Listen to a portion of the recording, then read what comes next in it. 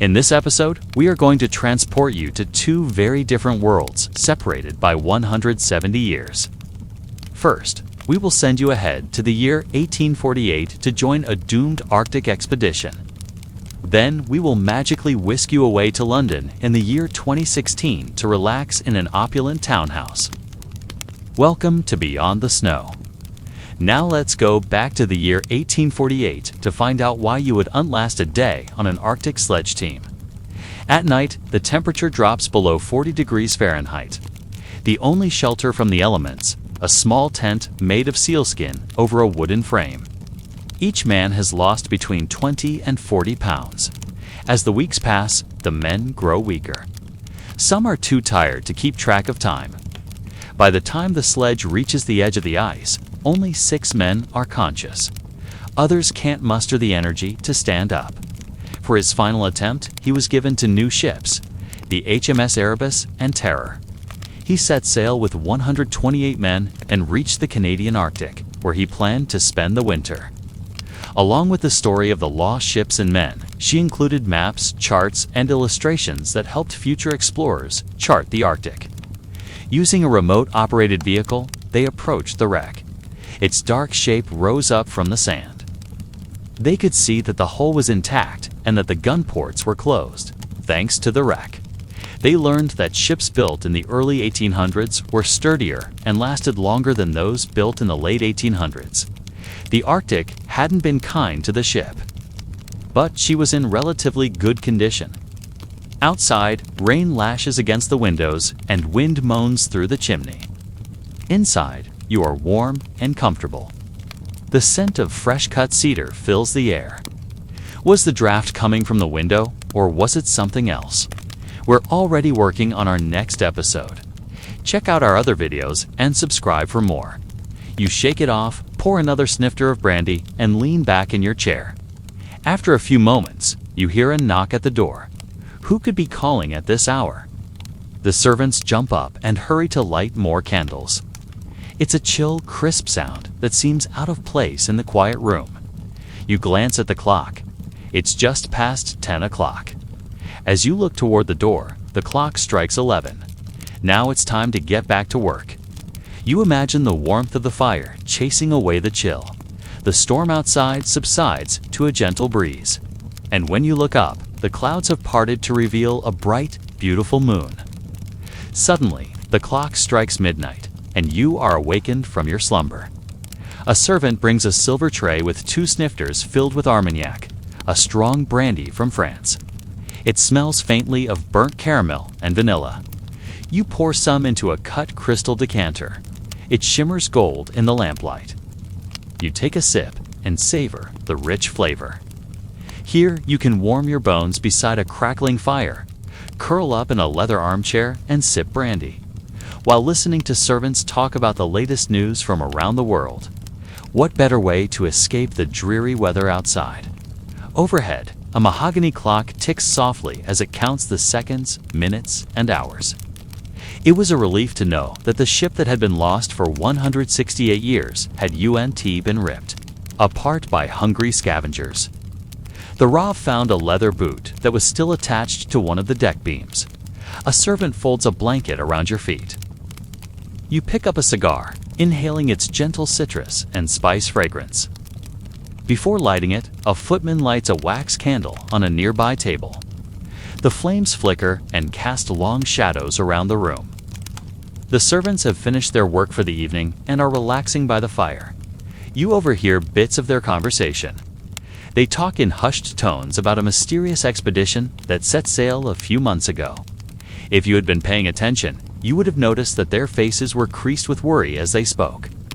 They were worried about their employer, Sir John Franklin, and the other gentlemen who set sail on the HMS Erebus and HMS Terror. But the servants were trying to be optimistic. They talked about how lucky Franklin was to be on these new ships. The Erebus and Terror were the largest and most modern vessels ever to sail the Arctic. It was well preserved and looked just like it had when it was worn by one of the sailors. Among other artifacts, the team found a drawer full of navigational tools. They also found a compass and spyglass. They couldn't believe their luck. Most of the objects were made of metal, so they were able to preserve in the acidic environment of the seabed. In 1859, Lady Franklin died knowing that her husband's legacy had been secured. Back in the Arctic, the wrecks of the Erebus and Terror lay hidden beneath the ice. They weren't found again until 2016. The men built a small settlement on the shore of King William Island, which they named Fort Confidence. Winter was harsh. There wasn't enough wood to keep everyone busy, so the men spent their time playing games, reading books, and telling stories. The question was, how did the sailors die? Did they perish aboard the ship or abandon her before she sank? The answer was clear from the ship itself. It was missing its masts. The team examined barnacles growing around the hull. They had grown in layers each summer, revealing the ship's history. The ship had been sitting on the bottom of the ocean for at least 15 years before it was found. The team combed through the entire ship, searching for answers. They found 2 unopened letters addressed to Lady Franklin from the captain. Unfortunately, both were damaged and couldn't be read. They did, however, find a detailed map of the area around King William Island. It gave the researchers an idea of how the sailors planned to navigate the region. Studying the map, they realized that the crew must have gone ashore to cache their heavy equipment before heading south. On the ship, they found pieces of equipment that matched what would have been stored on the shore. The team also found a meat cleaver. It proved that the men were butchering and eating the meat of animals they hunted, such as ringed seals. The archaeologists concluded that the sailors probably cached their gear and then headed south, planning to return for it once they reached civilization. The men likely died of starvation. Lady Franklin sent supplies, but the relief ship never arrived. Franklin rationed the supplies and divided the men into 3 shifts. 1 shift worked, 1 rested, and 1 slept. That way, the men didn't get too bored. But the rations weren't enough to keep everyone healthy. Scurvy and beriberi spread among the men. On April 26, 1848, Franklin died. He was 62. He left behind a note that read, "My dear sir, I regret to say that I have just lost all hopes of our ship's returning. Our provisions are getting low, so you must not wait for us. Yours in despair, J. Franklin." The men buried Franklin along with their hopes for rescue. You have survived the journey, but what you have gained, a passage through the Arctic, remains unknown. They reached the nearest jail on foot, dragging sleds loaded with stones to weigh them down so they wouldn't float away. Once they were sure they would never return to the ships, they abandoned the sleds. One of the 2 men died on the way. The other collapsed on the ice just 26 miles from safety. He died believing that rescue was near. Nobody knows what killed the men, but the Franklin expedition did have a grim legacy. The British Admiralty used the men's graves to practice grave robbing, hiring medical students to dig up bodies and study them. Eventually, the graves were lost under drifting snow. 2 graves, though, remained visible until 1931. That's when they were discovered by Italian-Canadian explorer Ralph Plaisted and his team. Buried in the graves were 2 men. One was identified by his belongings as Lieutenant Henry J. Hotham, who died at 31. The other man had no identification, but was thought to be Private Thomas S. L. Bolton. Buried in the 3rd grave was a small box marked personal. It contained a diary. This diary and the box of personal effects belonged to Captain Francis Crozier, the second in command of the Erebus. The diary had been sealed in a wax envelope with instructions to open it after Crozier's death. Inside, he wrote about the Erebus and Terror becoming trapped in ice, their supplies dwindling, and the decision to abandon the ships and head south. The entries ended on April 25, 1848, the day before Franklin died. So far, no one has found a way through the treacherous waters and icy channels of the Arctic. Back in England, people are losing interest in funding expeditions. But determined to succeed where others have failed, you set off into the frozen wasteland. You and the 5 men with you are part of the Franklin expedition, searching for the elusive Northwest Passage.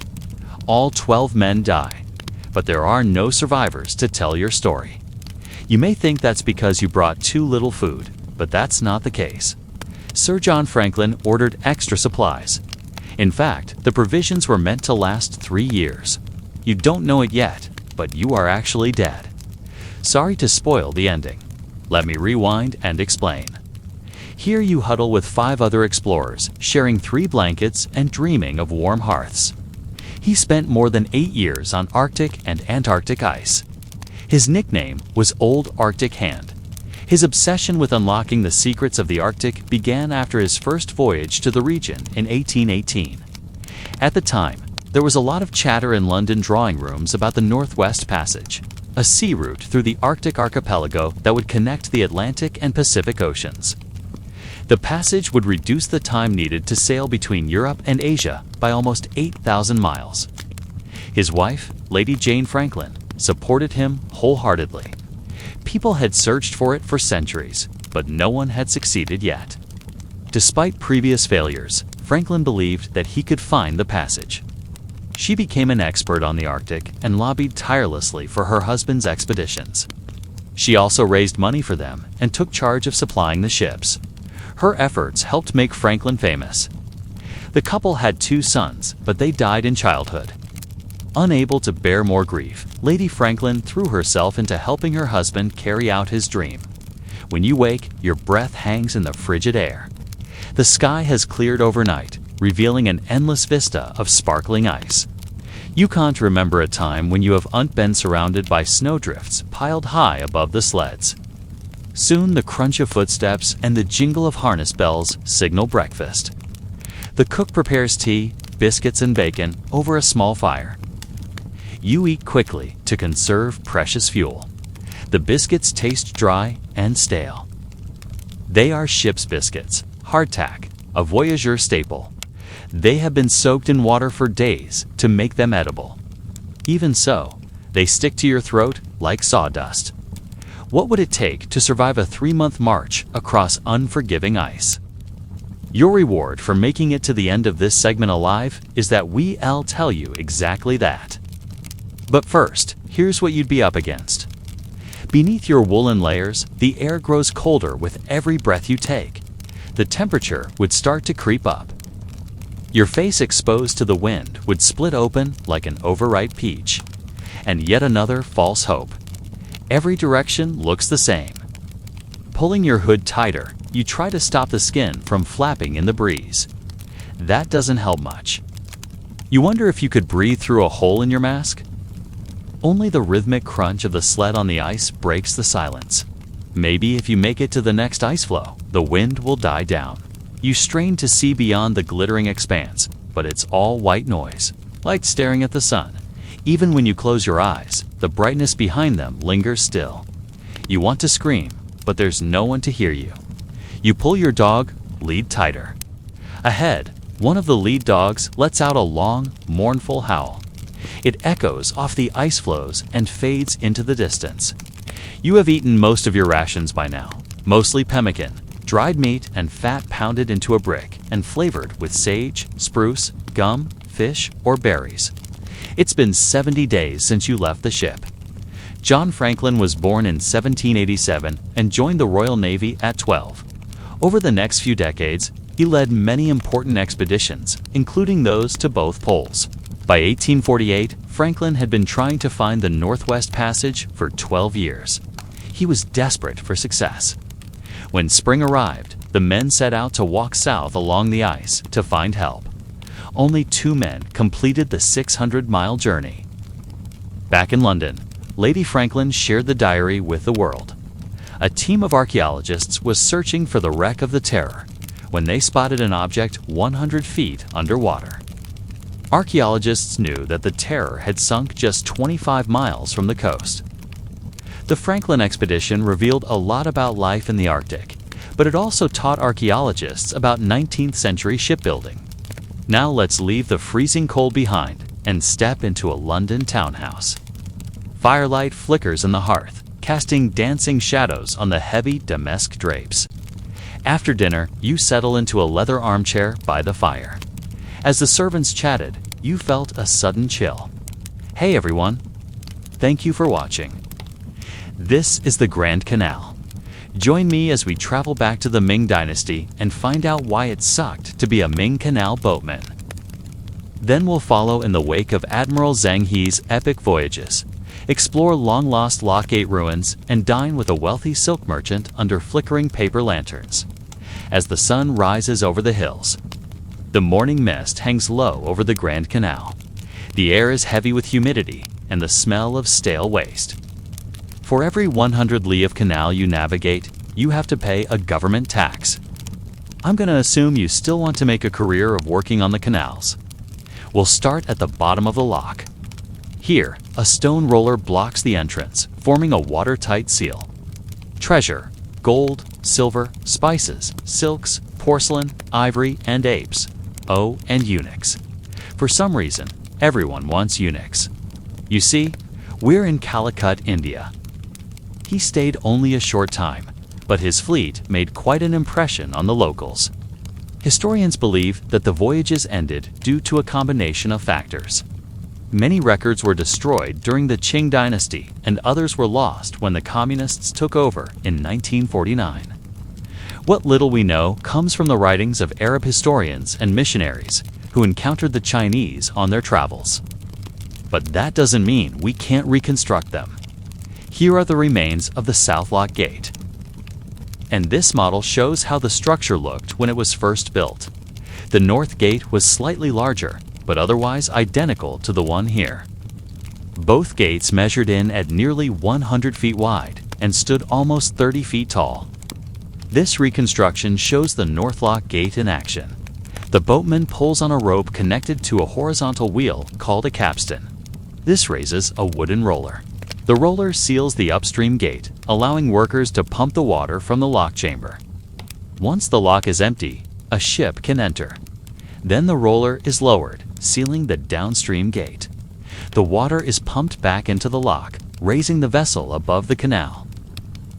The captain signals for the gates to be opened, and the ship moves on its way. Recently, however, archaeologists may have discovered the resting place of Zhang He's treasure ships. And remember, don't just take my word for it. Check out the sources myself. The team found submerged wooden beams in a riverbed near Nansha Islands. Carbon dating puts the origin of the wood at about 1420, which falls within the time frame of Zhang He's voyages. The discovery was exciting because historical records say that the treasure fleet was anchored in this river after its last voyage. If the ships really are here, archaeologists will need to raise them and preserve them. Otherwise, they will decay and become one with the sea. Perhaps the massive ships were too unwieldy and expensive to operate. These structures were necessary because the canal ran through areas with a significant change in elevation. Instead of building more locks, the engineers created two gates that could raise and lower ships as needed. The lock gates stayed in operation until the 17th century, but they fell into disrepair shortly after the Manchu invaders seized control of the empire. Maybe the emperor died and the new ruler didn't want to continue the program. Or maybe there was a typhoon. We don't know for sure why the voyages stopped. But what we do know is that if you were born during this time, you were extremely lucky. Imagine being around when gigantic Chinese ships were sailing the world, spreading the riches of the Ming Empire far and wide. It must have been awe-inspiring to see those treasure ships arrive in port, bringing with them all manner of wonderful things from distant lands. The Ming ships dwarfed the small junks and other vessels that plied the South China Sea. The sheer size of them made people think that the Chinese were giants. Most accounts agree that the population of Malacca consisted of people from Malaysia, India, Arabia, and China. Zhang He was very careful to treat everyone fairly. In fact, many merchants complained that he played favorites, but everyone knew that he was just trying to keep the peace. Zhang He had men of all faiths on his staff, including Muslims, Christians, and Taoists. He had a mosque built on one of his ships for his Muslim sailors and welcomed Christian chaplains and priests onto his vessels. Our mission is to trade Chinese goods for Indian spices. Then head east toward Africa and bring back exotic animals, gold, and anything else that catches our fancy. It's all in a day's work for the treasure fleet. A wooden bar holds the roller in place and allows workers to drain the water from the lock. As an imperial eunuch, he had a relatively high status, and it wasn't long before he was serving the emperor directly. Zhang, he was in charge of procuring rare animals for the imperial menagerie. When he heard about an African diplomat who visited China, he begged the emperor to allow him to travel to Africa and get the animals for himself. That diplomat was probably just passing through India though, so maybe Zhang he thought he could get lucky there. Whatever the case, the emperor agreed, and Zhang He set about building 7 majestic treasure ships. These ships were huge, measuring in at over 400 feet long, with a displacement of nearly 20,000 tons. To put that in perspective, that's bigger than any Western ship until the Mayflower arrived in North America almost 2 centuries later. Once the lock is empty, a ship can enter, and the roller is dropped into position. Now, if you worked on this crew, you would have to pull on ropes attached to a large horizontal wheel called a capstan. By pulling on the ropes in unison, you and your mates could raise the roller, filling the lock with water and raising the ship above the canal. Finally, the captain gives the order to move. The ship departs, leaving the lock empty once again. The roller is raised and the process starts anew. So, let's get back to work. And while you're working, here's something to think about. Do you ever wonder who built the canals in the first place? Well, here's a hint. His name was Yongle, and he was the Emperor of China. Yep, the same guy who moved his capital from Nanjing to Beijing and started construction on the Forbidden City. Actually, Emperor Yongle was so enamored with the idea of canals that he ordered the construction of 3 new canals. Each of these were parallel to existing waterways to make transport easier and cheaper. That's right, you heard me correctly. You have to pay to use the canal. And mind you, this isn't a small fee. The government takes 16 cash per boat. That might not sound like much, but when your average laborer earns about 15 cash a month, it's enough to make a grown man cry. If you don't have the money to pay your dues, do one even think about setting sail, because the water police are always looking for scofflaws, and they ruthless. They'll throw you in a dank, dark cell to await your trial. And if you're found guilty, they'll confiscate your goods and put you to work on the canals. Yeah, talk about a fate worse than death. First up, we got to take on some cargo. These silk bales weigh more than they should, and we don't get paid by the pound. Next, we have to go upriver. No rest for the wicked, especially not on this boat. Every time we reach a lock, we have to muscle our way uphill. At least we get to take breaks between locks to collect our thoughts and contemplate our mortality. But there's no time to relax because these breaks are just a formality. We all know that there are mosquito nests along the muddy banks, thickets full of disease-ridden rats, and stagnant pools where malaria lies in wait. Just look at Jin Ru here. He never took those breaks. And well, now he has yellow fever, and we all know how that one ends. Oh, and did I mention that it's always drizzling along the canals? Even when the sun peeks out from behind the clouds, the rain seems to fall just a little bit harder. All that moisture rots the wood on our boats and makes every pole and/or slick as snot. Sure, you can oil the joints, but the slippery decks, that's just part of the gig. And don't even get me started on the food. This old fish here looks like it's been floating in the canals since last week. Damp bamboo mats line the gunnels of the boats and offer little protection from the onslaught of mold spores raining down from the trees overhead. From below deck comes the rhythmic creak of pulleys and the curses of men straining against their loads. It's not exactly a cushy job being a Ming Dynasty canal boatman, but someone has to do it, so let's get to work.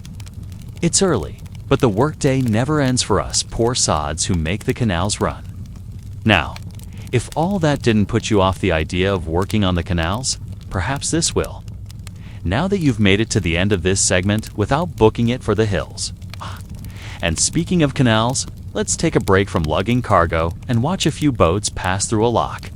We are now in the year 1421. After 5 months at sea, our fleet is in port. What brings us here? Our Admiral Zhang He was castrated at a young age and sold to the palace. After making stops in Calicut and Hormuz, Zhang He reached Malacca. Zhang He's last voyage began in 1433, but the ships never came home. These days, most of the world knows next to nothing about Zhang He or his incredible voyages. In 1438, the Ming government constructed 2 lock gates to regulate water flow on the canal. Today, all that remains of the lock gates are stone inscriptions warning passing boatmen of tariff changes. Thanks for joining me today. Did you learn nothing? You like this video? Please subscribe. Lancashire Mills and more. Feel the grit of cotton dust in your lungs. The roar of spinning mules. Follow a mill girl's journey. Unearth forgotten factory archaeology and then step into an early Victorian gentleman's drawing room. For very different stories from history, all in one film. Coming up next. For the men, women, and children who lived for generations around these mills. Their lives were governed by the rhythms of these machines. Their days began not with the gentle chirping of birds, but with the ominous groans of machinery awakening.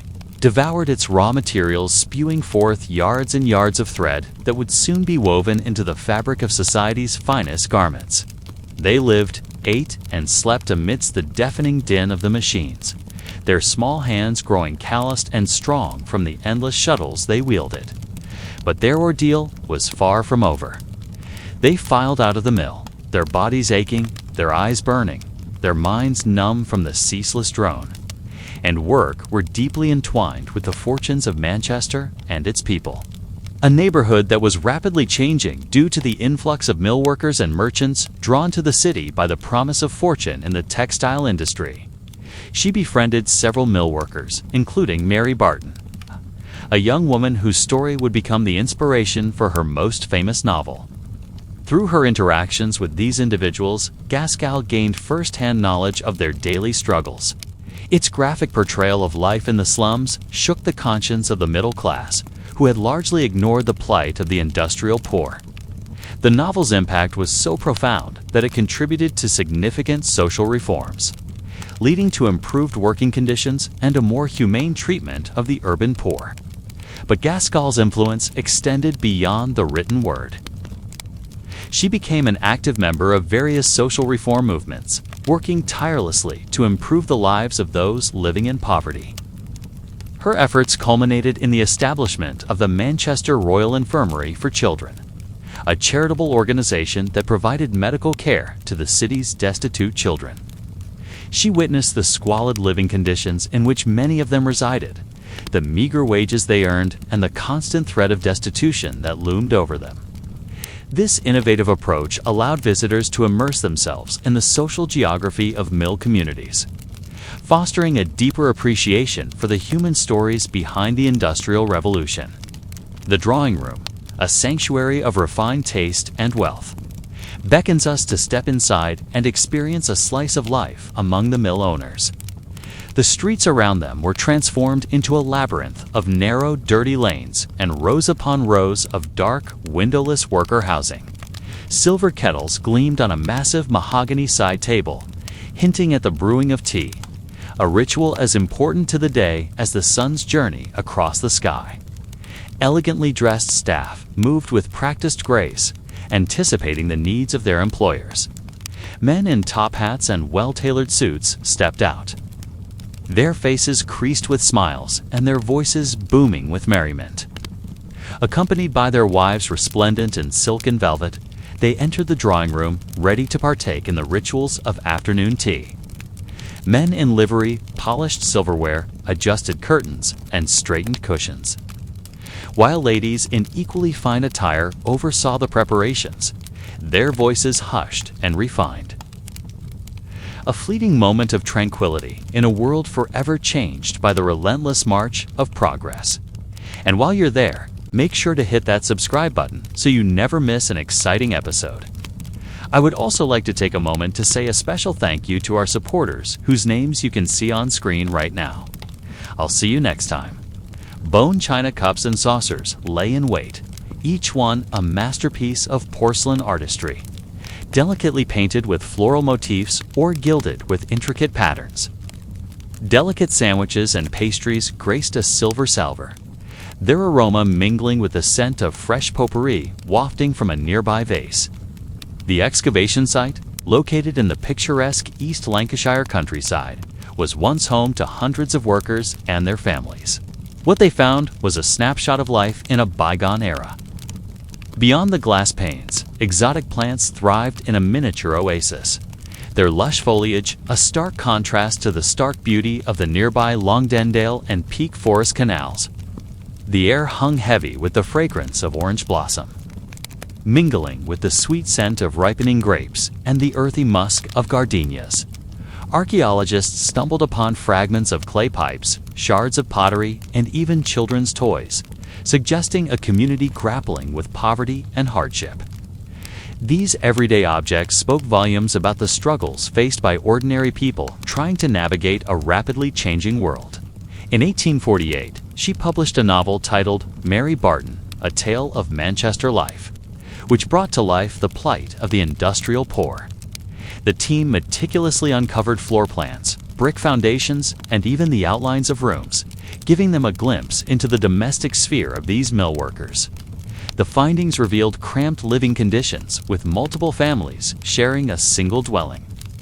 The limited space and lack of basic amenities offered a stark contrast to the opulent lifestyles of the mill owners. The story centered around Mary Barton, a young woman whose brother, a mill worker, is driven to desperate measures due to the harsh working conditions and poverty that surround him. Through Mary's eyes, Gaskell vividly portrayed the dehumanizing effects of industrialization, exposing the indifference of the wealthy mill owners and the uncaring nature of the new poor law, which sought to limit relief to the destitute. In the evenings, the streets became a river of humanity with thousands of workers leaving the factories, each face etched with the grime and exhaustion of their labor. This was a far cry from the quiet, orderly streets of London. Born in London in 1810, Gaskell's early life was steeped in privilege. Her father, a successful banker, ensured that she received the finest education, nurturing her love for literature and instilling in her a deep sense of social responsibility. However, her idyllic existence was shattered with the relocation of her family to Manchester in 1825. This move exposed her to the harsh realities of industrial life, a stark contrast to the genteel world she had known. Then came the trudge through the muddy lanes, a silent testament to their resilience. A procession of young girls making their way home after a day in the belly of the beast. Each day was a battle against fatigue and the constant threat of injury. The air grew thick with clumps of cotton lint, coating their hair, skin, and lungs, turning every breath into a gritty reminder of their trade. As the day wore on, the monotony was broken only by the hiss of escaping steam and the clatter of machinery. Their bodies bent to the rhythm of the looms, their eyes trained to spot any flaw in the cloth, their fingers moving with a speed born of necessity. These were the very arteries of the Industrial Revolution, pumping out cloth that would clothe the world. Yet within this seemingly endless expanse of worry metal and flying lint, there existed a hierarchy as rigid as the iron gears that drove the machines. At the top stood the overlooker, his keen eyes scanning the rows of machines for any sign of faltering. His authority was absolute, his punishments swift and often brutal. Below him were the piecers, responsible for mending broken threads and keeping the production line moving. And then came the most exploited of them all, the young girls whose nimble fingers flew in and out of the looms, deftly weaving the cloth that would make the world go round. They were known as the mill girls. The air grew thick with tension as the mill gates swung open, and the human tide surged forth, a mass of humanity ready to brave another day in the unforgiving embrace of the factories. Hi everyone, welcome to this house. Today we are journeying back to the heart of England's Industrial Revolution. The massive chimneys loomed like the pillars of some forgotten temple. silently bearing witness to countless hours of toil and suffering.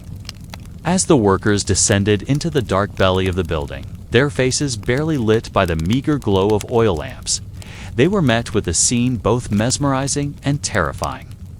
Endless rows of spinning machines stretched into the gloom, their rhythmic clacking and hissing a hypnotic dirge that reverberated through the very bones of the building. Each machine was a tyrant in its own right, demanding obedience and offering no quarter for mistakes. A time when Britain was first thrust onto the world stage as a powerhouse of innovation. Many credit the tremendous growth of cities like Manchester as the birthplace of modern society. But life here was far from easy. And today, we will explore why you wouldn't last a day working in the Lancashire mills. The life of a mill girl, the biography of Elizabeth Gaskell, and finally, what it would have been like to have afternoon tea with a mill owner. Make sure to hit that subscribe button so you never miss an exciting episode. The shrill whistle of dawn echoed across the valleys, shattering the fragile peace of pre-industrial England.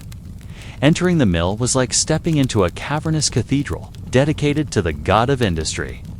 The air itself seemed to crackle with energy as the mule, a mechanical monstrosity with a voracious appetite for cotton and human sinew.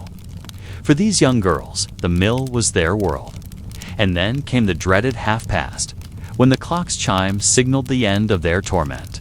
In the annals of industrial history, few voices rang out as powerfully as that of Elizabeth Gaskell, a woman whose life upon arriving in Manchester, Gaskell's family took residence in a large house. On Plymouth Grove, determined to understand the lives of those around her, Gaskell ventured into the heart of Manchester's industrial districts. With the Industrial Revolution rapidly reshaping society, Gaskell recognized the need to shed light on these issues. Upon its release, Mary Barton caused a sensation. Throughout her life, Gaskell remained committed to using her voice to champion the cause of the underprivileged, leaving behind a legacy that continues to inspire social activism and literary excellence. Our next stop takes us to the mill town of Helmshore, where archaeologists unearthed the remains of a bustling community that thrived during the peak of the Industrial Revolution. Among the most fascinating discoveries were the remains of worker cottages, each bearing silent testimony to the lives that had unfolded within their four walls. But the excavations yielded more than just glimpses of domestic life. The project culminated in a virtual reconstruction of a 19th-century industrial hamlet, complete with worker cottages, a schoolhouse, and even a lost canal boat. As the sun began its slow descent, casting long shadows across the valley, our final scene unfolded within the grand halls of a stately manor.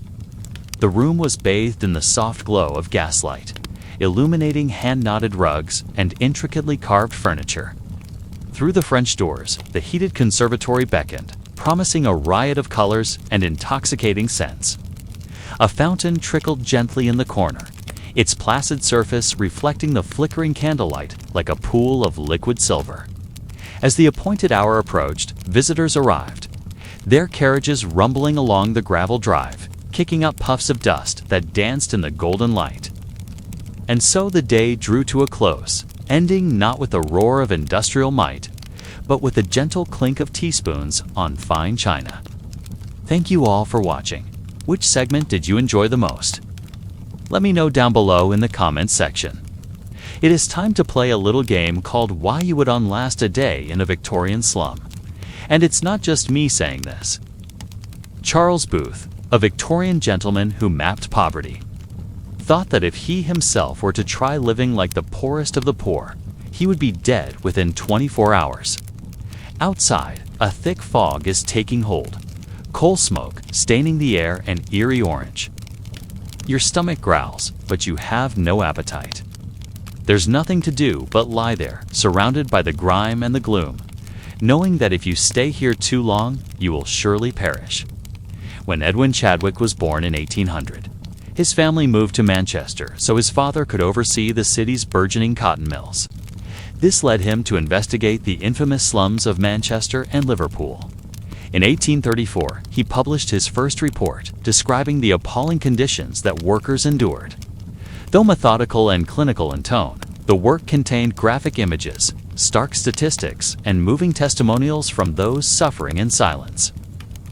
Have you ever wondered what it sounds like to travel inside a rocket ship? They were found during construction work in London's Whitechapel district, the notorious setting of Jack the Ripper's crimes. At first, the bones were thought to belong to one of his victims, but archaeologists today say they probably came from an unknown mass grave.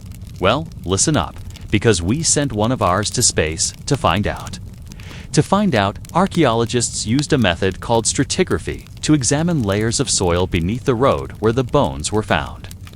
Each layer held different artifacts, including bricks, ceramics, and old newspapers. These brick-built tenements might seem indistinguishable from any modern apartment block. These middle-class Londoners needed somewhere affordable to live, preferably not on the same street as the slums. Thus, the model dwelling was born. He is currently abroad, so his wife and maid have been left in charge. It's late on a foggy evening in 1888, but a small fire crackles in the hearth, casting flickering shadows on the patterned wallpaper. Sunlight streams through the windows. An elegant shade hangs over the lamp beside the sofa. After all, they were designed to be airy and bright. Well, actually, you're going to want to stick around for next week's episode. See you then. They even had modest comforts like hot water on tap. Dating these objects revealed that the bones had been deposited in the mid-1800s. The bones themselves could also provide clues. And the answer is, to be honest, it depends on whether you're a lowly servant or a refined lady. In either case, however, you need to keep your wits about you. A lot of servants and middle-class women shared the same roof, and they had to be careful to avoid one another's eye line when they crossed the hall. The mistress was especially strict about this. Menial workers like housemaids and footmen were unallowed to make eye contact with members of the upper classes. And if they did, they had to curtsy or tip their hats. Chadwick's report was effective. That same year, the government appointed him to head a commission investigating London's slums.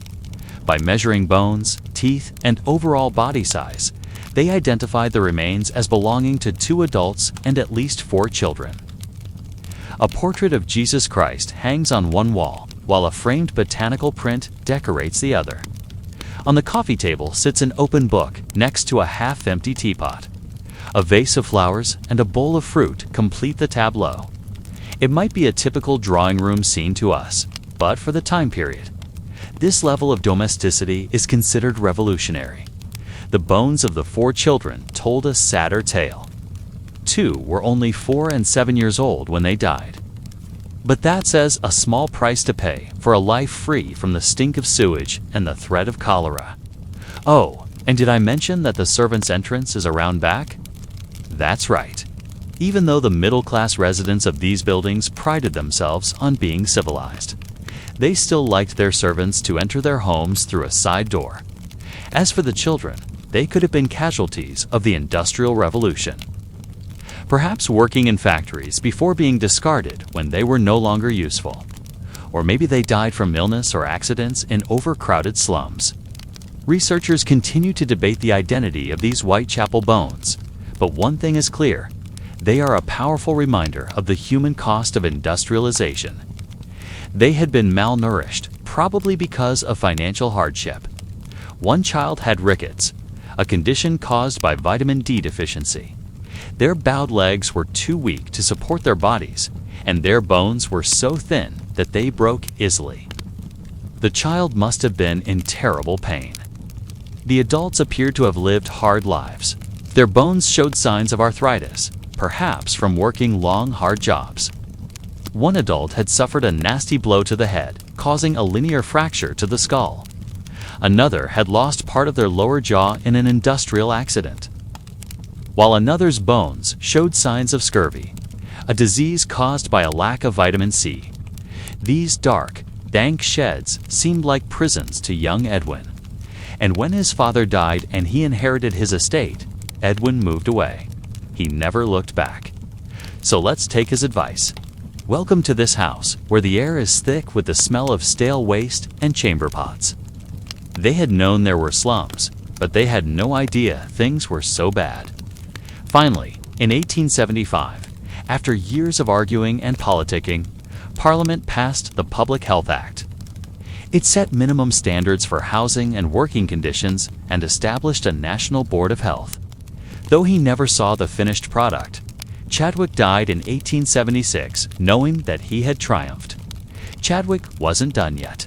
He continued to write, speak, and lobby against the filth in the streets. This put him in the sights of his political opponents. Every time Chadwick entered the House of Commons to speak, they booed and heckled him. They taunted him for trying to legislate morality. Withdrawing into himself, Chadwick started writing again, focusing his efforts on drafting the perfect sanitary reform bill. She carries the precious liquid down dark, narrow stairs, careful not to tip a drop. Her husband is waiting with their 2 other children in line for the communal water. But once they get back, the woman will boil the water and give them all tea to stop their stomachs from aching. Then, God willing, they can start the day. Their 2-room tenement might not even exist tomorrow. The landlord could decide to pull it down and turn it into a stable, or perhaps a shop. This happens every day in the slums of London, and most people look the other way. But you're one of the lucky ones. You got out alive. If you make it past the child begging for a crust of bread, you may find some respite on the 2nd floor. Here, a mother coughs violently, holding up her sleeve to shield her child's eyes from the spray. For 3 nights now, she has been pumping water, the only source of clean water in the building. But what comes out of the spout looks more like chocolate milk than H2O. To make matters worse, the handle broke last night and the landlord hasn't come to fix it. In fact, he hasn't been seen for weeks. The tenants don't even know his name. Imagine yourself awakening on a damp mattress in a windowless room to the incessant clatter of cartwheels rumbling past your door. The year is 1888 and you are in London. The rain has finally stopped, and with a mighty heave, the woman lifts the bucket, sloshing dirty water onto her bare feet. In our next story, we hear how one man's muck became another man's treasure. But despite distancing himself from his family's fortune, which came from the mills, Chadwick remained curious about working-class life. When Chadwick presented his findings, politicians blanched at the sight of maps showing where sewage overflowed and cholera ran rampant. In 1848, he published his magnum opus, which included the groundbreaking idea of a central board of health. Our next story is brought to you by Audible. After centuries of being buried underground, a pair of 19th century bones resurfaced in the summer of 1888. The problem is, no one knows whose bones they are or why they were disposed of in such a hurried fashion. Using a technique called osteology, scientists can learn a lot just by looking at skeletons. These 3 individuals had probably been poor. Archaeological evidence suggests that they ate few animal products and mostly plant-based foods like grains, fruit, and vegetables. As for the mystery of their deaths, researchers think the adults were likely killed in the infamous Whitechapel explosion of 1862, when a gas main ruptured and a huge fireball roared through the East End. For our final story, we leave the darkness of the slums behind and climb the stairs to new, purpose-built homes. Here, life is quieter and cleaner. Most importantly, they were made for the new working class, a growing group of office workers and clerks. We are now standing in the home of the emerging middle class, specifically the quiet parlor of a well-to-do clerk. The room is Spartan, but pleasant. Despite their modest appearance, these homes were expensive. In fact, many working men were forced to become tenants of their landlords instead of homeowners. Now it's time for another game. Why you wouldn't last a day in a Victorian slum. You've survived the slums, solved a grisly murder mystery, and made it through a Victorian drawing room without offending anyone. Congratulations, you have earned a treat. Why you wouldn't last a day as a Spartan hoplite. The heroic last stand of King Leonidas and the enigmatic mysteries of the Spartans. The sun had long set over Laconia, plunging Sparta into an endless night. The chill seeped through my threadbare cloak, offering little reprieve from the unforgiving Spartan winter. We would line up in the parade ground before sunrise, our shields gleaming under the pale light, and spend the day practicing the art of war. But even in the darkness of our shared bunks, the ghost of Lycurgus, the legendary Spartan lawgiver, loomed over us. His reforms had turned Sparta into a military powerhouse, but at what cost? Born into the Agiad royal house of Sparta in the mid-6th century BC, his early life was shrouded in the traditions of Sparta's royal household. Leonidas was destined to be a warrior, a leader of men, a Spartan king. He began his training in the arts of war at a young age, learning how to fight with every weapon at his command, every trick of strategy and tactics. He rode horses, hunted wild boars, wrestled, boxed, and javelin. Most importantly, he learned how to inspire and lead men in battle. But one thing is certain, his choice saved Greece. It contained the name of a local woman named Nicaret, and mentioned that she had dedicated an altar to a god or goddess named Orthia.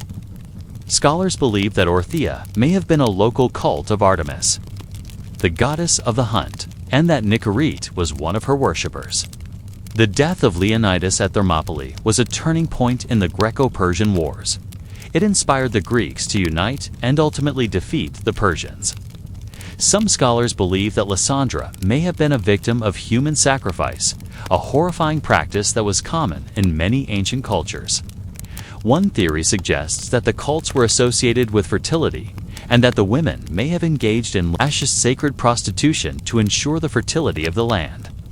They lived in large homesteads that usually consisted of an olive press, storehouses for grain and wine, workshops for artisans and slaves, and even guest rooms for visitors. Their annual Secessia banquets were legendary events where the entire community would come together to feast. Another theory suggests that the cults were more sinister, involving human sacrifice and other forms of violence. Platters of roasted lamb and pork, bowls of fresh fruit and vegetables, loaves of crusty bread, and jars of sweet wine. My helots, the term for the Spartan serfs, would have prepared the food and ensured that everything was in order. They would have slaughtered the pigs and sheep, ground the grain, pressed the olives, and tended to the vines, all under the watchful eye of my overseers. In that moment, as I walked among my trees, I wouldn't have traded my life for anything in the world. The air would be filled with the sound of laughter and conversation as friends and neighbors caught up with each other between bites. Others believe that she simply ran away from home and returned years later, but no one knows for sure.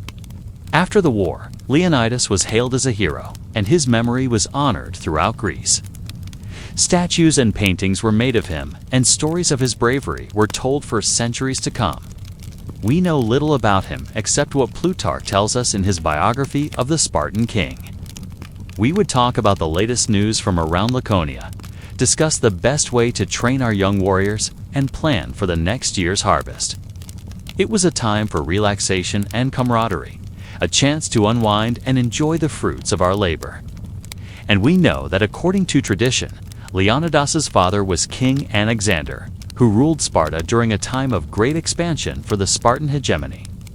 It was the dominant force in the Peloponnese, and its armies were the most feared in Greece. Satellite surveys have revealed the foundations of several buried temples near Amyclae, suggesting that the area was once a center of religious activity. Who Thoxenos was exactly is unknown, but some scholars believe that they may have been a consort of Artemis Orthia. The inscriptions also suggest that women played a central role in the cult, which is unusual for Spartan society, which was known for its misogyny. Archaeologists are still excavating these sites and have already made some tantalizing finds, including a small statue of Artemis and a series of inscribed stones known as the Theoxenius inscriptions. On the third day, however, a Spartan spy revealed a secret path to the Persian king, allowing his army to surround the Spartans. Outnumbered and outgunned, Leonidas and his men fought to the last man, refusing to surrender to their enemies. And when the dust settled, only one Spartan was alive to tell the tale, a young recruit named Hotgates who had disobeyed orders and remained hidden in a nearby swamp. But on the horizon, a new threat was rising: the Persians. When news broke that the Persians were amassing a huge army to invade Greece, Leonidas knew he had to act. He gathered 300 of the bravest Spartan warriors and set out to meet the Persian invaders at the narrow pass of Thermopylae. My stomach growled, reminding me of our meager rations. Every day, we received a single pot of black broth, thick and heavy with the taste of blood and barley. The government of Sparta was ruled by 2 kings who belonged to 2 royal houses. Each king served as the commander-in-chief of the army. While they were expected to maintain their birthright, they also had to prove themselves in war. If they failed to do so, they risked losing both their crown and their head. It was a far cry from the rich meals enjoyed by other Greeks, and it barely sustained us through the endless drills. Our spears became an extension of our bodies as we thrust and parried endlessly. Our feet were blistered and raw from the rocky ground, but we dared not slow down for even a moment. For the Spartan Agoge, their rigorous education system demanded perfection. Rest was a luxury we couldn't afford. Even sleep was a battlefield where the strong survived the weak. Inside the mess hall, the air hung heavy with the aroma of stale sweat and unwashed bodies. I shifted uncomfortably beside my bunk, sharing it with 4 other Spartan boys, each lost in his own thoughts. Our faces illuminated by the flickering light of the hearth. Sharing our meager cloak among 5 didn't make us any less Spartans. In fact, it forged a bond that ran deeper than blood. We learned to rely on each other, to trust each other with our lives. But still, as I lay shivering in the darkness, I couldn't help but wonder if this was truly the life I was meant for. Would I, a mere Spartan hoplite, ever see a day when I could call myself more than just a soldier?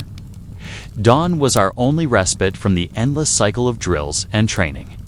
In the evening, we returned to the barracks, our bodies aching, our spirits weary. The only solace was the camaraderie that bound us together. If you think that's tough, try being King Leonidas. His mother was either named Tegeta or Eva. The name Leonidas means son of the lion, and like the lion, he was destined for greatness. Sparta was a city-state in ancient Greece, and its government was a unique form of oligarchy. When Leonidas came to power, Sparta was at the height of its power. There, against all odds, he held them off for 3 days, buying precious time for the Greeks to prepare for the coming invasion. What led Leonidas to choose those 300 men? Was it their birthright, their obedience, or their fighting skills? Maybe all of the above, but his story doesn't end there. In 1988, archaeologists discovered a mysterious inscription in the ancient Spartan city of Amyclae. But the most fascinating part of the inscription was the mention of another Spartan woman named Lysandra, who had once been missing and then suddenly reappeared. This mystery has only grown in recent years with the help of modern technology.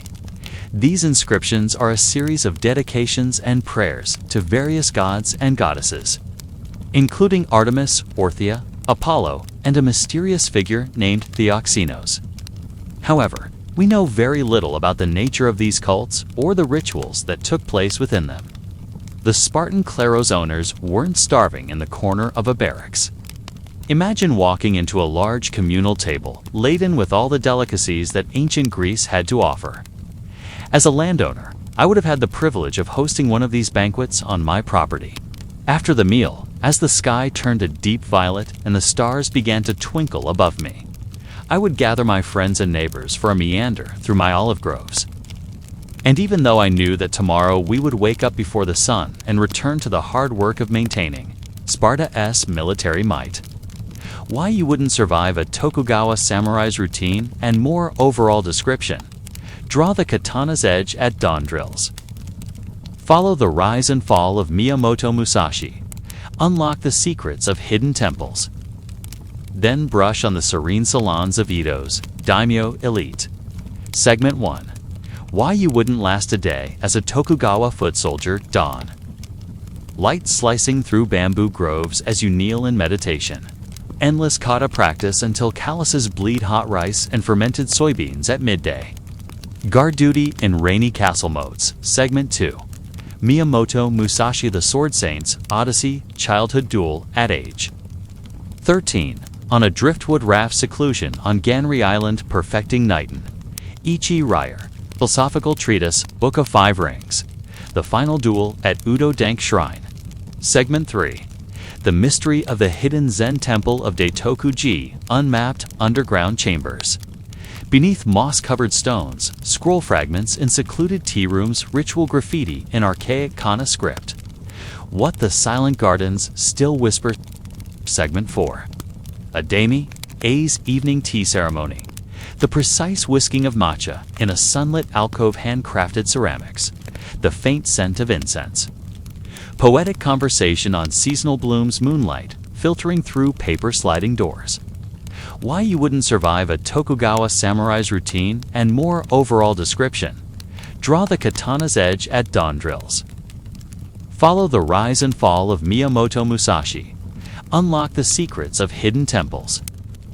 Then brush on the serene salons of Edo's daimyo elite. Segment 1. Why you wouldn't last a day as a Tokugawa foot soldier. Dawn. Light slicing through bamboo groves as you kneel in meditation. Endless kata practice until calluses bleed hot rice and fermented soybeans at midday. Guard Duty in Rainy Castle Modes, Segment 2. Miyamoto Musashi The Sword Saints, Odyssey, Childhood Duel, at age 13. On a driftwood raft seclusion on Ganri Island perfecting Nighton. Ichi Ryer, Philosophical Treatise, Book of Five Rings. The Final Duel at Udo Dank Shrine. Segment 3. The Mystery of the Hidden Zen Temple of Daitoku-ji, Unmapped Underground Chambers. Beneath moss-covered stones, scroll fragments in secluded tea rooms, ritual graffiti in archaic kana script. What the Silent Gardens Still Whisper. Segment 4. Adami, A's Evening Tea Ceremony. The precise whisking of matcha in a sunlit alcove handcrafted ceramics. The faint scent of incense. Poetic conversation on seasonal blooms, moonlight, filtering through paper sliding doors. Lancashire Mills, Britain's cotton factories. Feel the grit of cotton dust in your lungs. The roar of spinning mules. Follow a mill girl's journey. Unearth forgotten factory archaeology, and then step into an early Victorian gentleman's drawing room. I'm here to tell you why you wouldn't last a day working in the Lancashire Mills. There are thousands of them. Fraught giants belching out white smoke and grinding away with a hypnotic drone. Their power is all around you, the very air itself vibrating with their energy. She wrote about the lives of the poorest people in her day, exposing the terrible conditions they faced. These experiences inspired her writing. In 1848, she published her first novel, Mary Barton. Workers protested against low wages and poor working conditions, and their leaders wore plugs in their caps to identify each other. But there is another side to the city, too, hidden down dark alleyways and behind crumbling walls. A secret history buried beneath the modern city.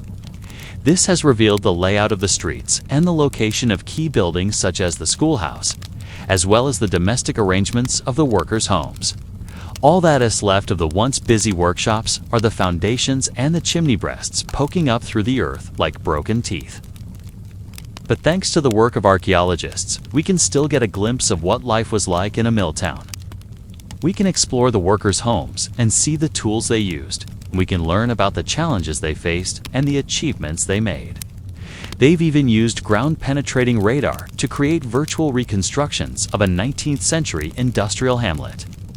You push open the door to a room filled with light, and the air is sweet with the scent of flowers and freshly brewed tea. Outside, the wind may howl and rain may lash against the glass panes, but here, all is warm and sunny. The air is thick with the scent of orange blossom and damp earth. Light floods through the glass roof, casting dancing shadows on the terracotta tiled floor. You wander further into the house, passing a gushing fountain, its gentle trickle masking any sound from the outside world. You enter a cool, shady space. Sunlight streams through arches onto the smooth surface of a still pond. The air is heavy with the scent of orange and lemon. Birds twitter from their perches amongst the exotic plants. You sit down on a stone bench and lose yourself in the peaceful surroundings. A gentle breeze stirs the leaves of a nearby tree, carrying with it the sound of birdsong and the sweet scent of flowers. You close your eyes and let the tranquility wash over you. All around you, guests in their finest clothes sip tea and engage in lively conversation.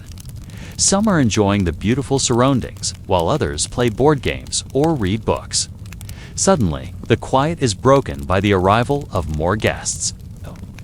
They are dressed in top hats and tails, and they carry canes and parasols.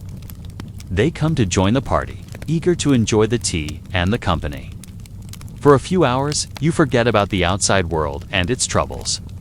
You are lost in the beauty of the moment, surrounded by friends and family, enjoying the simple pleasure of afternoon tea. Behind you, the door closes and you are transported to another world. You sink into a plush armchair and pick up a delicate porcelain cup. Its surface is painted with roses and forget-me-nots. Steam curls from its depths, carrying with it the rich aroma of Assam. On a nearby table, there are bowls filled with cucumber sandwiches and plum cakes. You take a bite of sweet cake and sip your tea. The flavors are rich and satisfying. These techniques have allowed the team to piece together a detailed picture of life in a mill town. They have found that the workers' homes were often overcrowded and lacked basic amenities such as sanitation. Despite this, the team has also found evidence of a strong sense of community among the mill workers. Archaeologist Hannah Cobb says that they lived very close to each other and relied on each other for support. She also notes that they celebrated special occasions together, such as weddings and funerals, and that they formed close relationships with the other people who worked in the mill. Over in Helmshore, 40 miles north of Manchester, a team of archaeologists has been unearthing a lost world. They've been excavating a former mill town. The site includes a large complex of 19th century worker housing and other features such as a school, a pub, and shops. So far, they have uncovered 7 complete houses, each divided into 2 dwellings, one for rent and one for the worker.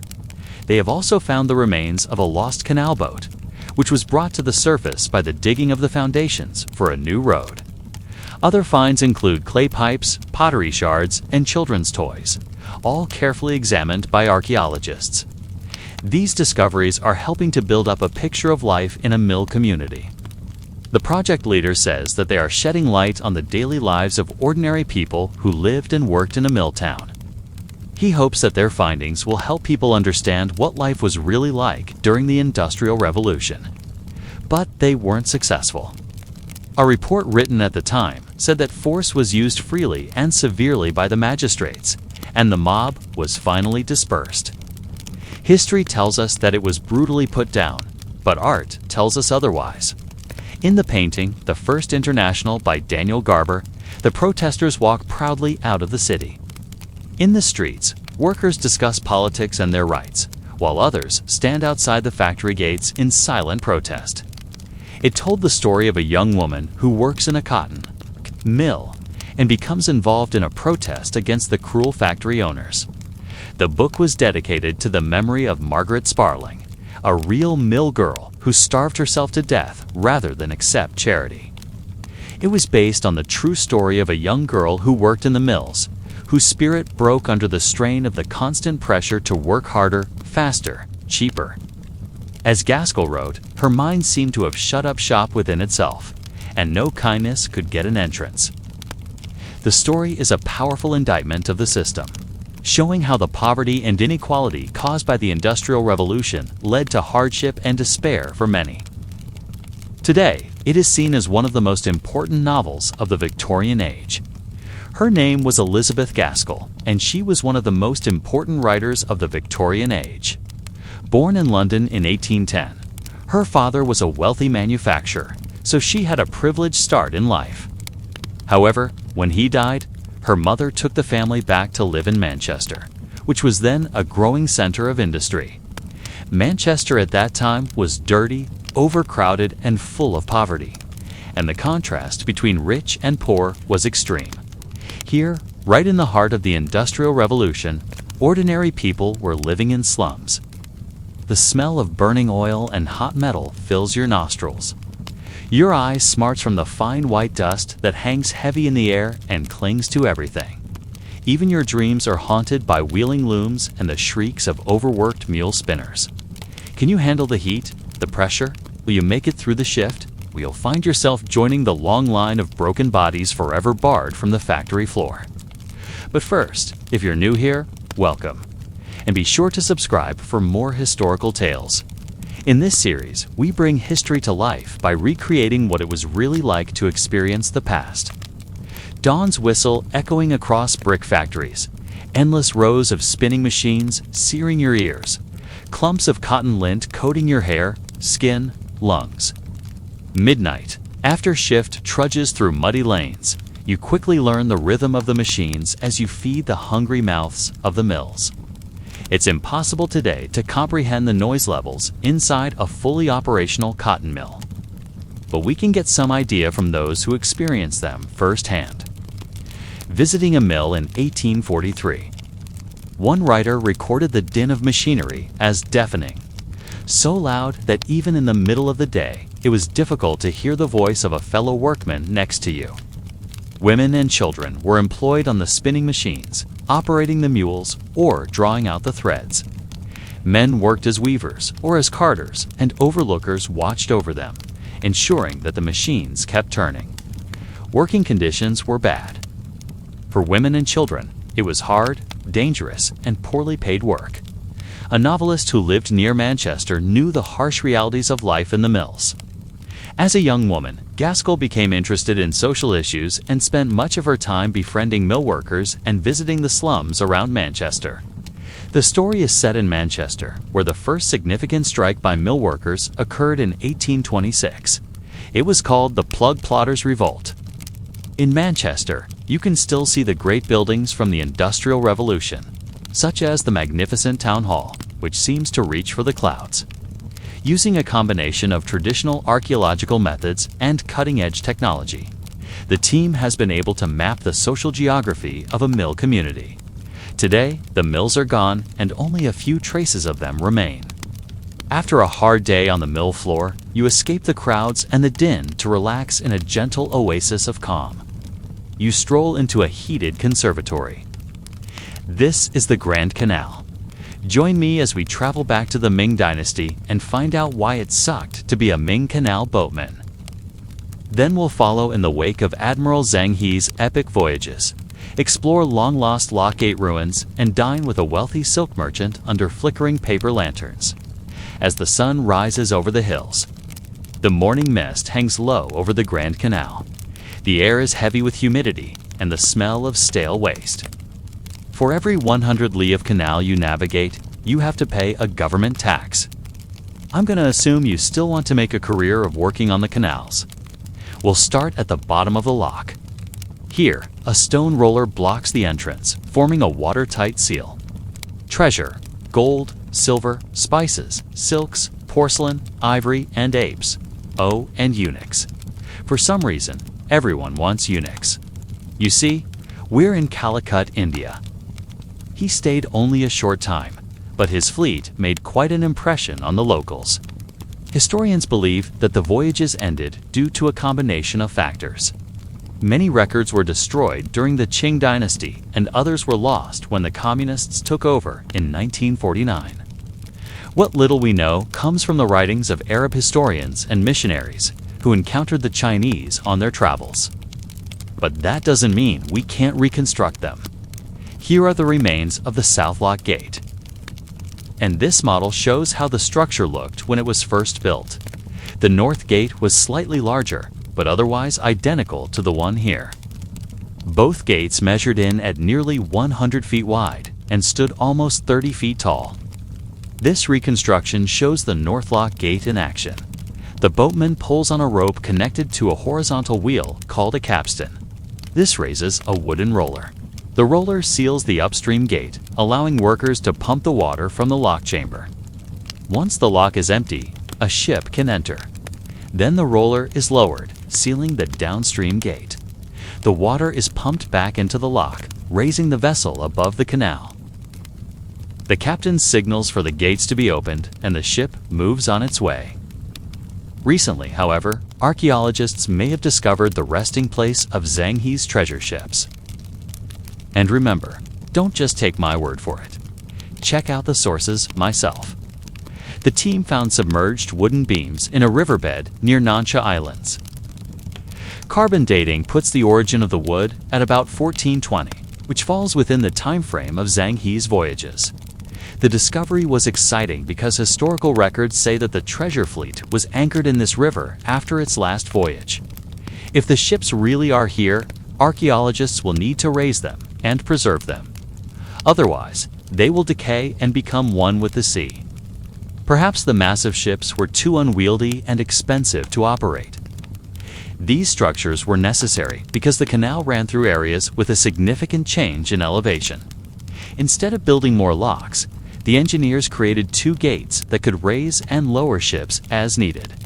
The lock gates stayed in operation until the 17th century, but they fell into disrepair shortly after the Manchu invaders seized control of the empire. Maybe the emperor died and the new ruler didn't want to continue the program. Or maybe there was a typhoon. We don't know for sure why the voyages stopped. But what we do know is that if you were born during this time, you were extremely lucky. Imagine being around when gigantic Chinese ships were sailing the world, spreading the riches of the Ming Empire far and wide. It must have been awe-inspiring to see those treasure ships arrive in port, bringing with them all manner of wonderful things from distant lands. The Ming ships dwarfed the small junks and other vessels that plied the South China Sea. The sheer size of them made people think that the Chinese were giants. Most accounts agree that the population of Malacca consisted of people from Malaysia, India, Arabia, and China.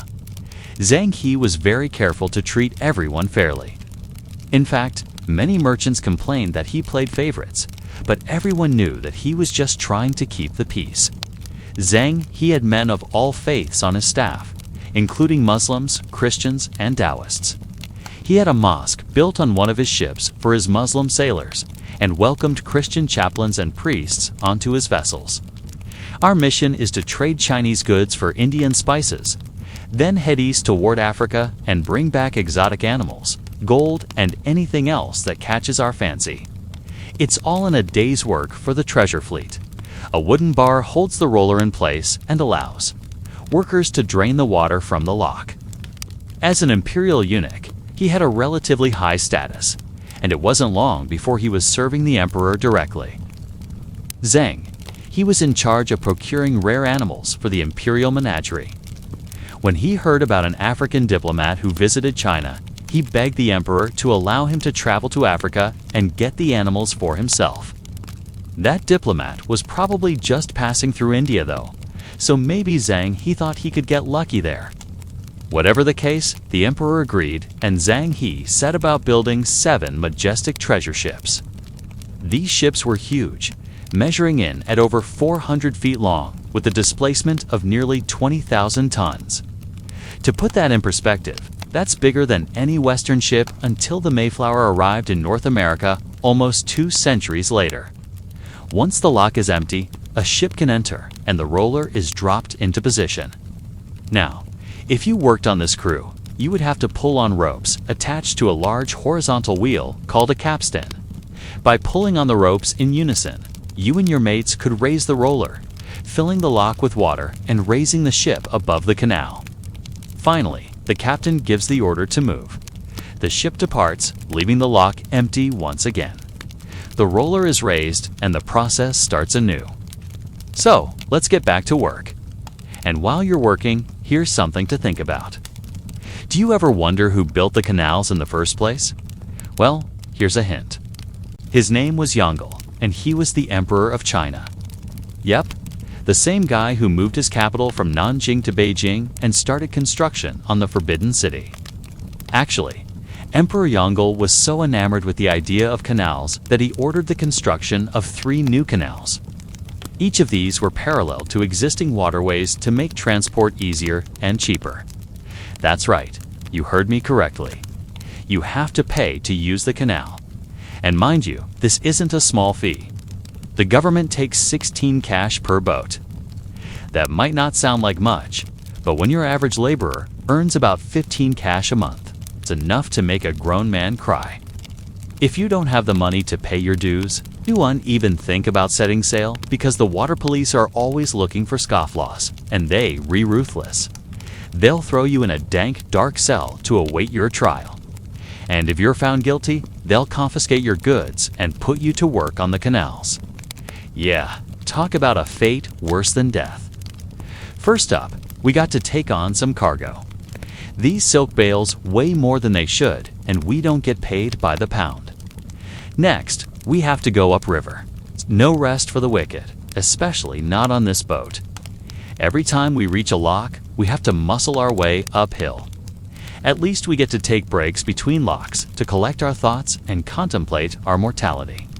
But there's no time to relax, because these breaks are just a formality. We all know that there are mosquito nests along the muddy banks, thickets full of disease-ridden rats, and stagnant pools where malaria lies in wait. Just look at Jin Ru here. He never took those breaks. And well, now he has yellow fever, and we all know how that one ends. Oh, and did I mention that it's always drizzling along the canals? Even when the sun peeks out from behind the clouds, the rain seems to fall just a little bit harder. All that moisture rots the wood on our boats and makes every pole and/or slick as snot. Sure, you can oil the joints, but the slippery decks, that's just part of the gig. And don't even get me started on the food. This old fish here looks like it's been floating in the canals since last week. Damp bamboo mats line the gunnels of the boats and offer little protection from the onslaught of mold spores raining down from the trees overhead. From below deck comes the rhythmic creak of pulleys and the curses of men straining against their loads. It's not exactly a cushy job being a Ming Dynasty canal boatman, but someone has to do it, so let's get to work.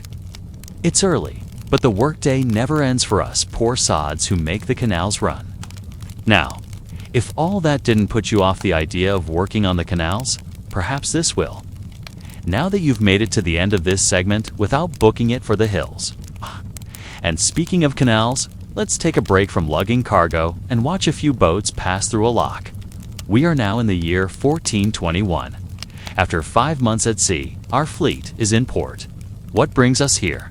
Our Admiral Zhang He was castrated at a young age and sold to the palace. After making stops in Calicut and Hormuz, Zhang He reached Malacca. Zhang He's last voyage began in 1433, but the ships never came home. These days, most of the world knows next to nothing about Zhang He or his incredible voyages. In 1438, the Ming government constructed 2 lock gates to regulate water flow on the canal. Today, all that remains of the lock gates are stone inscriptions warning passing boatmen of tariff changes. Thanks for joining me today. Did you learn nothing? You like this video? Please subscribe. Why you wouldn't last a day as an Aztec flower warrior, you find yourself transported to the shores of Lake Texcoco, arriving just as the sun crests over the eastern hills. The air is heavy with the scent of copal incense, and the rhythmic clang of a blacksmith echoes from a nearby workshop. In the distance, you can see the towering Templo Mayor, the beating heart of the city where the gods are honored and sacrifices are made. His face is painted a striking shade of blue. His black hair is adorned with feathers and flowers. Weighing around 7 pounds, it's a symbol of authority and rank, but its design also serves a purpose. The butterfly-like wings protruding from the sides are believed to enhance agility in battle. Allowing the warrior to dart, they must be experts in strategy and tactics, able to anticipate their opponent's moves and exploit their weaknesses. Every move he makes is precise and calculated. He is not just fighting, he is dancing, a deadly ballet of strength and agility. And as you watch, you realize that there is no room for error in this dance. One wrong move, and you could be dead. They also have to be strong-willed and disciplined, able to control their emotions and focus on the task at hand, and weave like the insect from which it takes its name.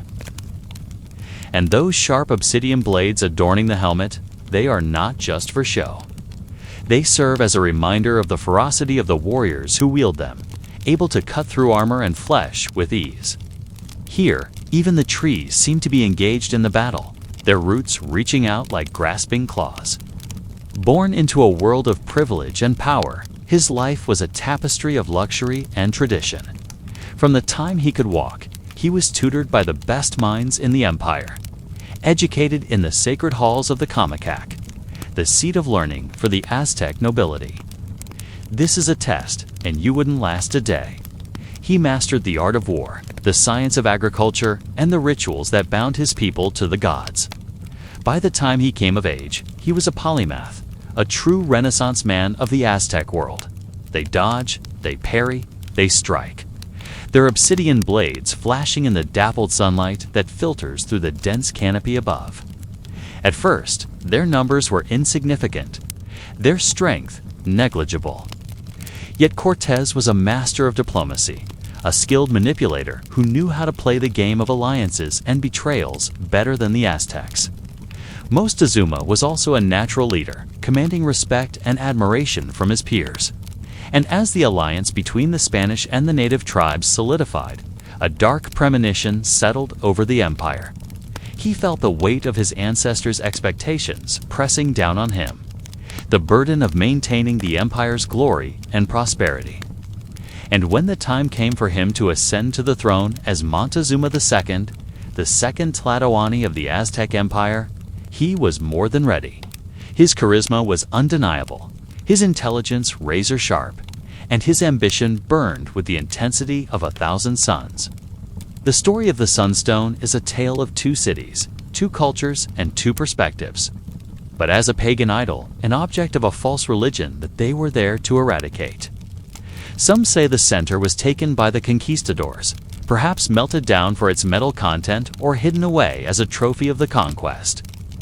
But in recent years, new evidence has emerged, offering a glimpse into the secrets of the missing center. Others argue that it was destroyed deliberately, smashed into pieces to ensure the extinction of Aztec beliefs. To them, it represented a way of life that stood in stark contrast to their own, a way of life that they sought to destroy. Within its sacred precinct was a colossal monolith known as the Sunstone, a monumental calendar altar that served as the axis mundi, the center of the universe for the Aztecs. These circles were not just decorative, they were functional, serving as a giant calendar that tracked the movements of the heavens above. Perhaps it lies in some dusty museum, its origins forgotten, or maybe it's languishing in a private collection, its true significance unrecognized. And as the Spanish seized the capital and the once untouchable emperor found himself at the mercy of his enemies, he realized the folly of ambition, the futility of omens, and the tragic cost of a collapsing empire. You hear the murmur of voices, the clink of ceramic plates, and the gentle strum of a harp. He dreamed of expanding the borders of the empire, of bringing all of Mesoamerica under the banner of the Mexica. These feasts were not just meals, they were spectacles of opulence and cultural pride. This discovery challenged the conventional wisdom that the Sunstone was primarily a monochrome structure, hinting at a far more intricate and colorful monument than previously imagined. These reconstructions, based on meticulous analysis of the remaining fragments, revealed a structure of breathtaking beauty, its center a masterpiece of Aztec craftsmanship. You lift the goblet to your lips and sip the fragrant contents, perhaps a concoction of herbs, flowers, and spices. Each ingredient carefully selected for its unique flavor and health benefits. Each dish was a testament to the Aztec love for exotic flavors and textures. Court musicians clad in the finest garments beat drums made of turtle shells, their rhythms echoing the heartbeat of the earth. And to wash it all down, you reach for a goblet crafted from pure jade, a material so precious it was reserved for the elite few. And as the evening draws to a close, you leave the feasting hall feeling as though you've witnessed something truly magical. Poets recite verses in ornate gardens, their words painting vivid pictures of love, loss, and heroism. Imagine biting into a plump grape, its skin bursting with sweet juice, or savoring the earthy taste of a freshly picked tomato. Together, they formed a tapestry of colors and textures, a visual feast as grand as the meal laid out before you. There were earthquakes that shook the very foundations of the empire, eclipses that blotted out the face of the sun. Each feather was carefully selected, not just for its color and texture, but also for its meaning and symbolism. This was the nexus of their universe, the point where the physical world touched the spiritual, where the mortals could connect with the divine. Its intricate carvings depicting the birth and death of the sun god. Huitzilopochtli spoke of creation and rebirth, of an eternal cycle that mirrored the very essence of life, and comets that blazed across the night sky like celestial harbingers of doom. Each tremor, each darkness was seen as a sign of the god's displeasure, a warning of the challenges that lay ahead. It's a mesmerizing display of skill and precision, but it's also a brutal reminder of the reality of war. The air itself is thick with anticipation, heavy with the smell of damp earth and decaying vegetation. His reign was marked by impressive feats of engineering, the construction of magnificent palaces and temples, all testaments to the ingenuity and creativity of his people. Trade flourished under his rule, bringing unimaginable wealth and exotic goods to the empire's markets. And as the sun begins its slow descent, casting long shadows across the plaza of Tlatelolco, you understand that the true test of a flower warrior is not just their skill in battle, it's their ability to survive the ordeal.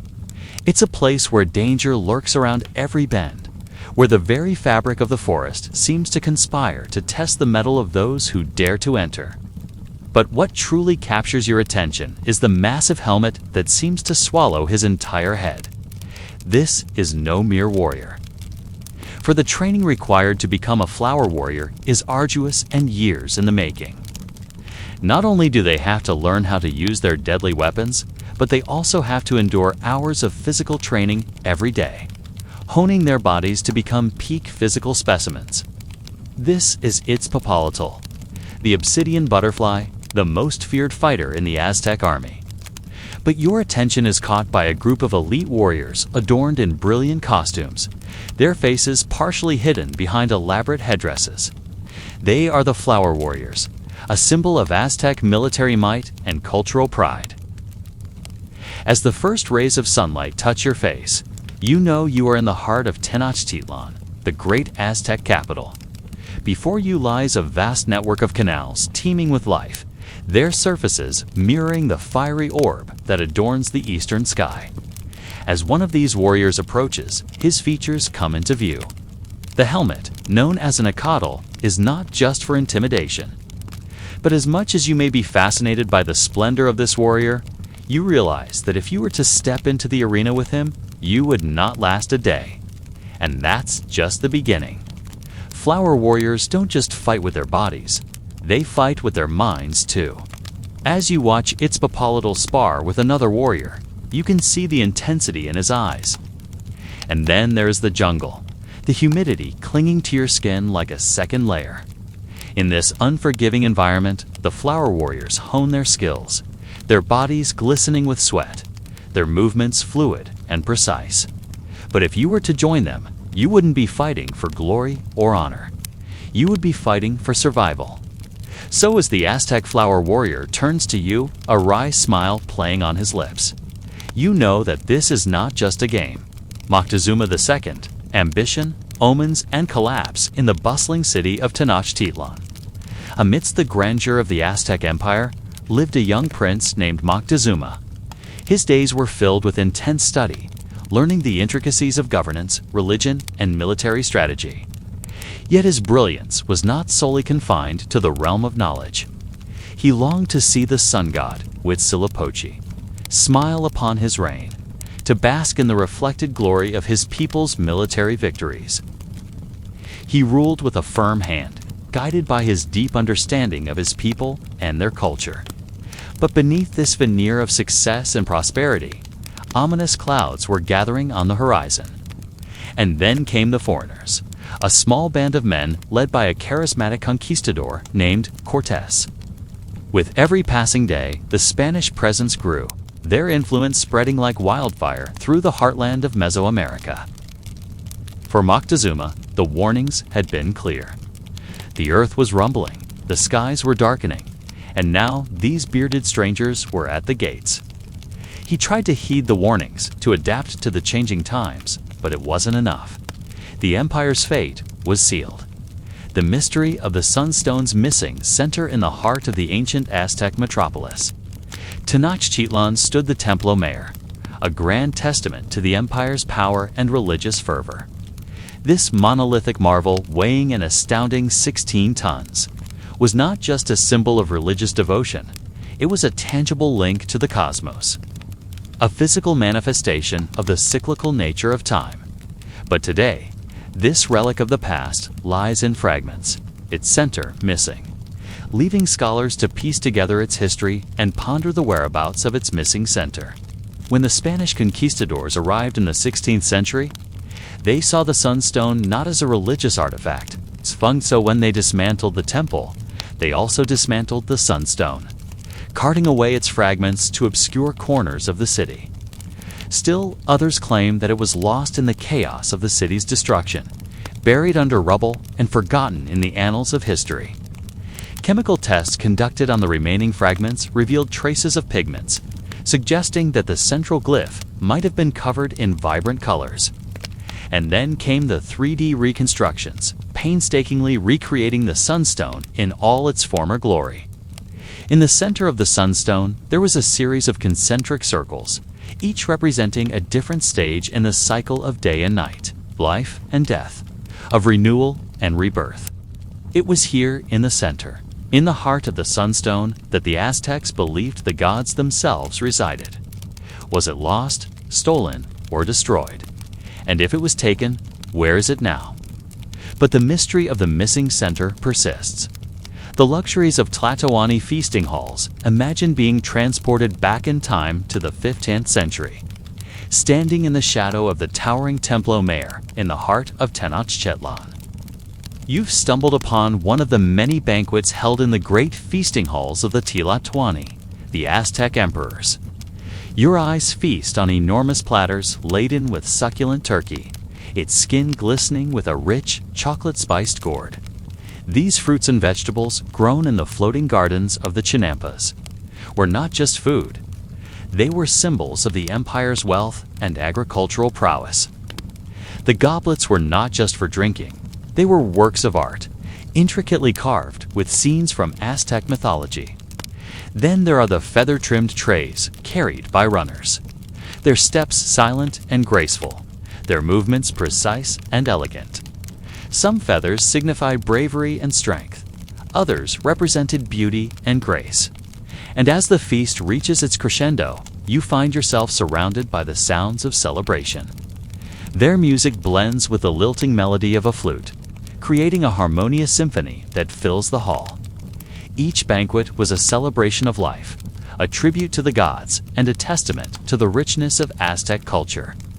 The memory of these lavish banquets lingers, a reminder of a time when food was not just sustenance, but a means of expressing cultural identity, religious devotion, and sheer opulence.